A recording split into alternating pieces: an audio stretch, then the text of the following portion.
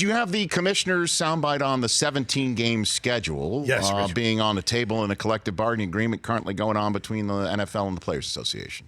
We've had very fruitful discussions on it, discussing the positive and negatives, the changes to the game that we've made over the last 10 years, which I think are really important as it relates to the safety of the game and how we're preparing and practicing and training our players. And I think those changes have made a significant impact in a positive way. And so that is something that we'll continue to discuss, and it may or may not be part of whatever we ultimately decide. So we heard Michael Vick say earlier on that players will eventually sit down and say that one extra game, not that big of a deal. It makes their paychecks larger. Go for it. Now, I know fans don't like it. And just, again, I'm resistant to change. I don't want to see somebody's final record be 8-9 and make a playoffs, because they'll expand the playoffs potentially with it. Right. And that would definitely happen. I am not a fan of that, or like, hey, somebody's on the outside looking in where, and hoping that they can win out to finish 7-10.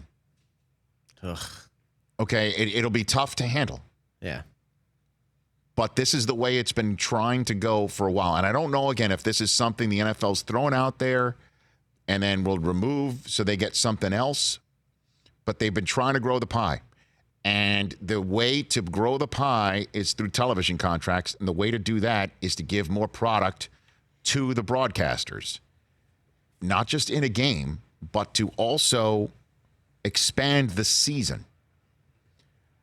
I have heard about the NFL wanting to play deeper into February since I started working with the NFL Network. I first heard it from the man smart enough to have hired me twice, my old rabbi, Steve Bornstein. Hey, Richie boy. I'm like, why do we want to do it? Like, go on, sit down for a second. Let me tell you something, okay? Like that, and then he would start telling me, the way of the world.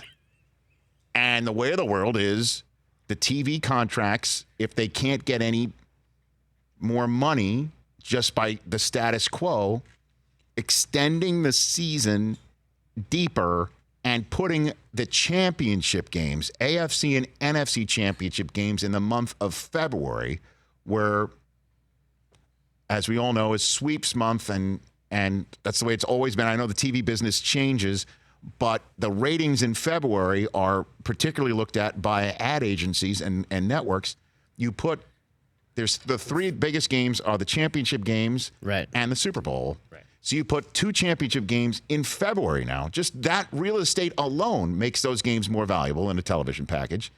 And how many times have we heard, and how many times have you folks out there have said, man, they should make the day after the Super Bowl a national holiday?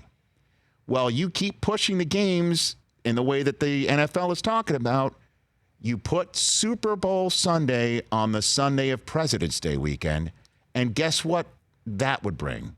An actual, real, live national holiday the day after the Super Bowl. And I know that President's Day weekend is the property currently of the NBA All-Star Game, and it might ruin Taco Tuesday, but that's just the way of the sports world right now. Yeah, so this year, February 2nd would be this. So basically, instead of the Super Bowl being February 2nd, the championship weekend is February 2nd. Championship weekend would be played on the weekend in which the Super Bowl has been played of late, of several years, since 2001. And then 2 weeks later, and then February 16th would be the And then everybody gets a day off the next day because it's President's Day weekend. And then the Combine would move further into March, and then the the free agency would be also in March. In the middle of March Madness, we'd be talking about NFL's own March Madness. The draft, I would proffer to say, would stay put.